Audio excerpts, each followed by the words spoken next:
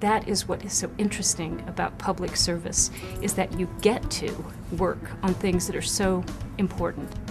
The programs I work on affect people every single day of their lives. Now again, I'm at the Department of Health and Human Services. We tend to attract people who have that perspective, who absolutely go into public health or child welfare services because they're motivated to attack a particular problem.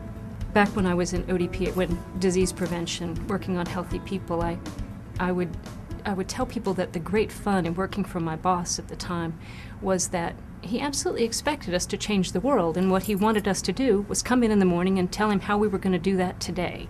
For someone just leaving graduate school and you're still fired up and you're still idealistic, there's just nothing better than having a boss who just says, well, yeah, of course, that's what we do. We work for the federal government on these important programs, and it is our job to make the world a better place. When I talk to people about how much fun it is, really, to implement a major piece of legislation or to try to build the budget for the Medicare program or for the foster care program and what goes into that and how you go about it and who works on it, it's always a good story. The stories are so human and people can really understand them.